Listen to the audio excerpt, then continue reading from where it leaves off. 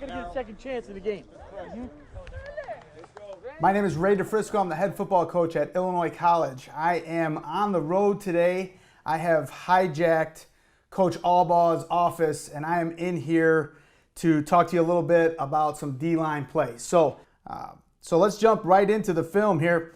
We talk about the levels of the line of scrimmage, what they are, what do they mean to the defensive line, what ways can we give them more information so that they can be more successful. So we tell them level one is the ball. So in this diagram, this illustration, you see the football there being level one. Level two would be the hips of the offensive lineman post snap. Obviously in their stance, their hips may be a little bit behind the heels, but the heel level of the offensive line post snap is level three. So this really helps us. It allows us to, when we're doing aiming points for twist games, run stunts, slant gap techniques, we want them to know, hey, your slant gap B to the hip of the tackle, your slant gap A to the heels level three of the center. This really helps them understand where their aiming points are, where their landmarks are when we're twisting, stunting, and slanting. So that's the levels of the line of scrimmage. The run fits that we incorporate for our D-line is just an easy phrase that I've kind of coined for them so they understand where do they fit no matter what the stunt, no matter what the front, no matter what direction the ball is going. This will stay consistent. Every one of the defensive linemen should know exactly what this means, CP3T. And the contain end, he'd be the play side end. He's trying to climb upfield. He's trying to get upfield and contain. He's not the contain force guy, but he's trying to contain the ball between tackle to tackle runs, make sure nothing gets outside of him. The interior tackle knows play side is penetration. That's all he's worried about doing, is getting vertical to the point of attack. If it's a double team, if it's a lateral block, reach, get vertical and penetrate the run. And then the backside inside D lineman, he's running level three. So he's running the heel lines of the offensive line, chasing down from backside. And then the backside end, in our case it's the R, the Ranger, he is responsible for trail. We used to call it CBR, cutback boot reverse, but we just started simply telling the guys, you are trailing the ball. No matter what level the ball is at, you're trailing the ball. If the quarterback has it and he's booting out, you should hit him in the face. If the running back has it and he's running away from you, you should be running at running back depth of the ball in your pursuit on the backside. It really helps in the zone read, power flash game that we're seeing a lot of in our conference to help them understand that they are at the depth of the ball. CP3T, contain, penetrate, level three, and trail. Here's a couple clips on how we practice this. So we're trying to make sure our guys constantly understand your play side, your backside. In this clip, it doesn't even matter that there's no quarterback. It doesn't matter. All that they're doing is recognizing whether they are the play side end or the backside end. One guy should have contain, the other guy should have trail. The ball carrier is simply that. It's the ball. If the ball is to you, you are contained. So the defender on the left, the defensive end on the left here, he has to contain and climb upfield. While the backside end, his responsibility is to trail the football. Make sure that he is at the depth of the football. So by the time he gets there, he should be running right into the ball. Or if it boot or cut back or reversed out, he'd also be there as well. Another way to simulate this drill is with the climb. This is just another example of chasing and then really starting to make that defensive end get into a come to balance position. So this is our 2-on-2 drill for the ends, play side and backside. So you see 91 here. He is coming to balance. So much of the read game of read me, whether you're a QB guy or read me and you're a running back guy, doesn't matter. You still need to come to balance to make sure that you're in great position to make a play on the ball, because you're just as important on the backside than you are when you're on the front side. So it's a pretty simple drill. Coach is in the background there. He's pointing the running back or the ball carrier in a direction. The offensive linemen know how to simulate. You're either going to get a reach block to your play side or a scoop backside inside release from the backside tackle on the other side. Now you can incorporate the quarterback here in this drill. Again, this is still 2-on-2. The reason why I wanted to throw this in there for you is because we make them, when the back is to their side, we make the end, who is the read guy here, to say ball or no ball. So if he's reading the mesh, so if he sees the ball, he says ball. If he doesn't see the ball, he says no ball. And that just trains his eyes. Such a big part of this drill is their eyes and what they're looking at, eye discipline. So same concept. Now with the back in the backfield, the defensive ends should know if they get run, and the scheme for the week is zone read, and they're reading first level end man on line of scrimmage on the backside, that he should know he's the read right now. So he's anticipating the read, and then you can dictate your scheme however you want, whether you want him to be the quarterback guy, the running back guy. That's a whole nother segment. So this is just our basic run fit. So now let's talk about the interior guys. Here's our 3 technique, 1 technique, nose tackle, play side, backside. They're working the penetrate, and they're working level 3. So again, you see the number 75 in the background. He's pointing over to the left. The offensive line and the running back, they're simulating run to their right. And the play side inside. Doesn't matter if you're an A-gap, 1 shade, or inside shade of the guard. You're an A-gap defender. It's a little bit tougher, but you're still the guy that needs to penetrate vertically at the point of attack in the run.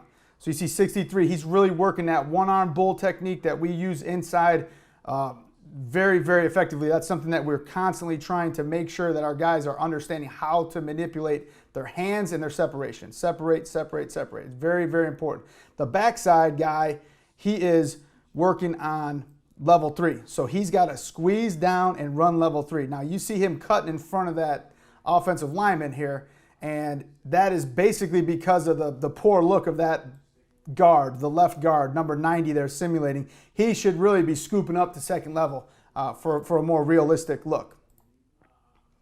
Same drill, 3-on-2.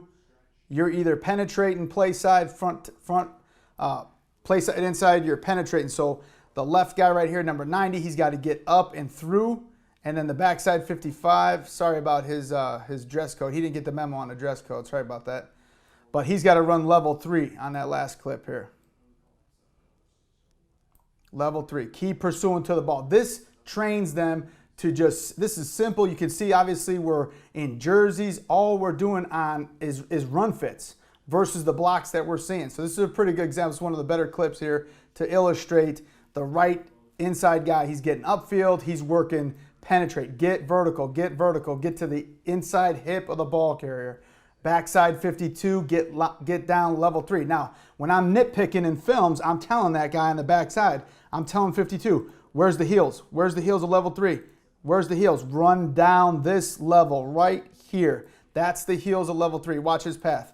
Just a little bit foot too deep. So get lateral, get down. That's how a lot of backside, inside guys are going to wind up making big time plays. Interior D linemen, they always want to pad their stats, tackle for loss, tackle for loss. Well, if you pursue it the right depth, you're going to be in good position to get some cutback love. Here is a redirection drill for level 3. Everyone at some point is going to need to do this drill. This is a little bit specific for the level 3 defender, but at some point they're all going to have to bend that corner, get around, scoop up, and get going. So this is a drill. These are drills that we do pretty frequently up front to make sure that our run fits are good. And then obviously I picked my favorite D-line clip, so of course it's the best one I can find. But as you can see, we're really wanting this to translate to the field. So in this particular diagram, we want this guy getting up the field. He's penetrate. He is going to be level 3, and then he should be the trail guy. So CP3T comes in the play right here. So the play is going to the right. It doesn't matter right, left, doesn't matter the front. These are the run fits for the defensive line. They have to be able to execute this no matter what's going on. So here you go. There's my favorite D-line clip. All 4 of them are right there, right on the ball, swarming.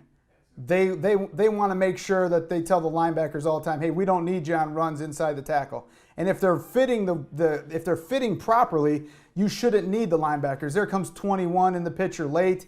You know, he's bored. He's 36. He's bored. Where do they have to fit? You know, and so this is a very easy way for us to execute what their responsibilities are, no matter where the ball is going, no matter the direction of the ball, no matter what stunts or fronts or slants or blitzes. And the main reason why we do this, the main reason why I feel very comfortable up front with these CP3T rules are that it allows for clear run-through lanes by your linebackers. I always get into conversations with guys about, hey, what are you reading? What are you looking at? How are you reading the back, the guard, the play side, the puller, this, that? Well, you know what? Give him clear lanes to run through the ball. He'll make every tackle. There you go. That's how we do it. We want to make sure that they're getting clear lanes. So even if the penetrator on the play side is in the A gap, not the B gap, and he's still penetrating the football and getting vertical, that's going to clear up either lane for the linebacker. Clear, distinct run-through lanes for the linebackers is the key on CP3T. Let's talk a little bit about the pass and what our pass lane integrity. This is what we're telling our guys all the time. Doesn't matter where you line up, doesn't matter what stunt we're running, doesn't matter the techniques that you're using. We tell them pretty simple rules. We're trying to attack the launch point. Attack the launch point. You know, we chart the launch point. We want to know, is the quarterback a B gap launch point thrower? Is he gonna go to the field? Is he gonna go to his right? Is he gonna escape left? Is he gonna twirl out? Is he gonna step up in the pocket and T-step out? Whatever he does, the D-line needs to know in order for their integrity to stay intact. So they need to know what that launch point is. We define that launch point in this illustration with it's about an arm length away around the quarterback. And we're trying to attack that point. If we can get to that point, whether we're getting a sack, a takeaway, if we can attack that point, we're going to be very successful up front, putting pressure on and alleviating the back half and the secondary and linebackers for covering. You know, and we talk to them all the time about knowing their stance, the down and distance, and the situation. They need to alter those things in these passing situations.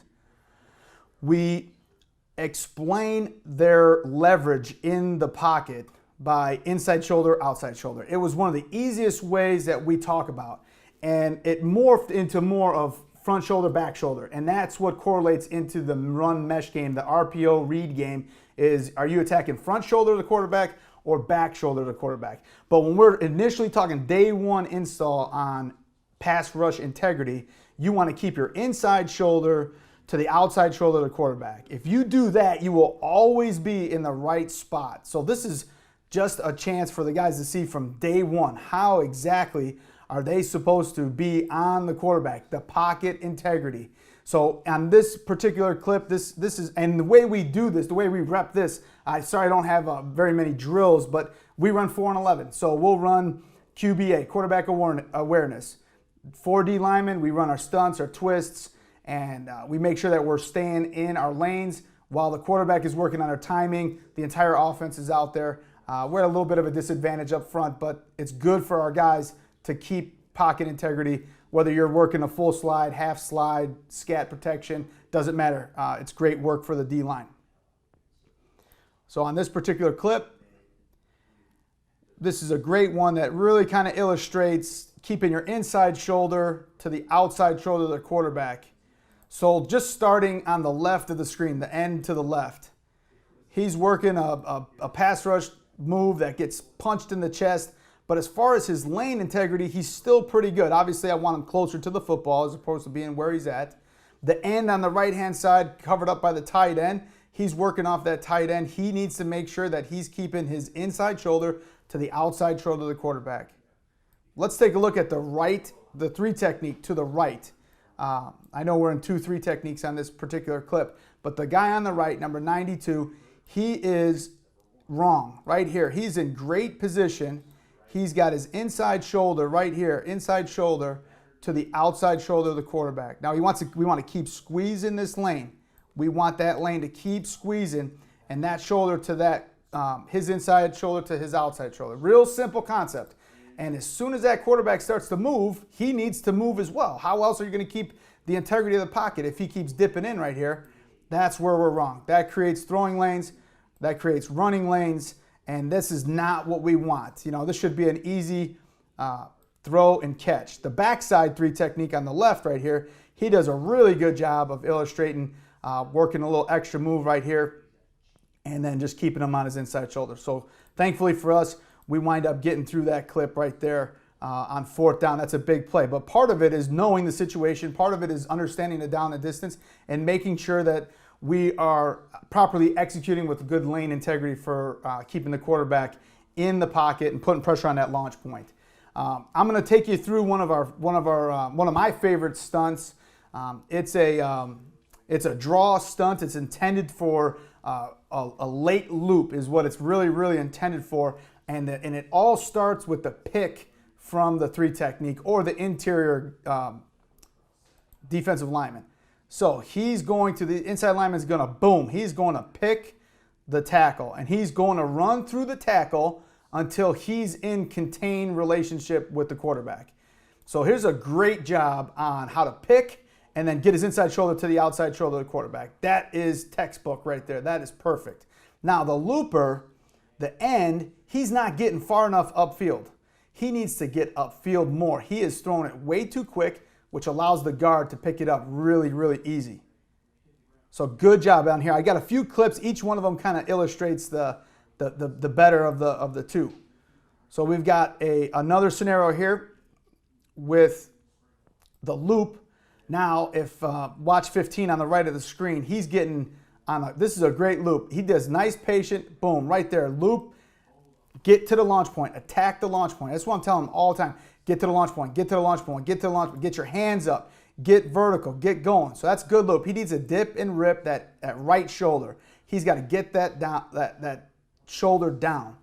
We stole the phrase from our defensive back coach, Trey Stewart, to swipe the grass. So every single time we're running a dip and rip move, we want to make sure that we can swipe the grass on our move. But that's a great job of looping back into the pocket there. With now he's an inside rusher, so he's got to keep good lane integrity on the quarterback there. The pick on that last play could have been a little bit more violent. We want to make sure that we're getting good violence. So one of the other reasons why I really like this particular stunt is it's going to disrupt timing and the flow of the offensive linemen on their screens. So it's a great screen draw stunt for us because of how it pulls apart the flow of the screen. So if you watch guard center to the left, guard and center, they're slipping out on the screen right here, but because that tackle from the A-gap is trying to attack the offensive tackle, you see left guard and center get thrown off right there. That's a big gap. That's what we're really looking for. That allows 15 to kind of loop around. 15 still in the play right there. So really good against the screen and draw game on those downs. If we're not trying to blitz, we definitely want to make sure that we're attacking that and being prepared for that. So we have the same stunt on here. Now, in this particular week, we knew that they were a draw team. We knew that they were going to influence us upfield. So what we did on draw downs was instead of picking the tackle, we wanted to pull the guard. And so as you can see right here, instead of traditionally on a pass set, he's going to run through 55's inside shoulder to quarterback contain depth. He's just turning the guard, which allows the looper to play the draw very effectively. So he's literally 15's getting upfield to loop for draw. We were expecting draw. This is a good decision by the tackle to inside tackle to pull that influence instead of redirecting and trying to take out the offensive tackle number 55. So the inside guy right here, again, he normally is supposed to run through his inside shoulder and pick him off and then get into contain. But because we knew that the guard was going to block us upfield on their draws, instead of trying to tee off on that tackle, all we're trying to do is turn his shoulder pads to allow the looper right there. It's all we're trying to do. Turn the shoulder pads, allow the looper to get through, and now we get an extra hat at the point of attack. So instead of the fullback or running back in this case being their +1 isolation on the linebacker, we're +1 just based off a scheme and beating up on that scheme right there. So to evolve a little bit on that draw stunt, again, we really like this stunt. We like the ability that allows us to attack the man side. So to the boundary here, the back is offset into the boundary.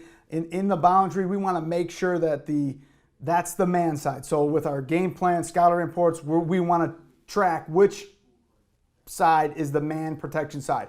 Most of the time, what we've seen is it's to the back side, offset to the back, usually boundary side, and it really allows us to contain that draw blitz for us.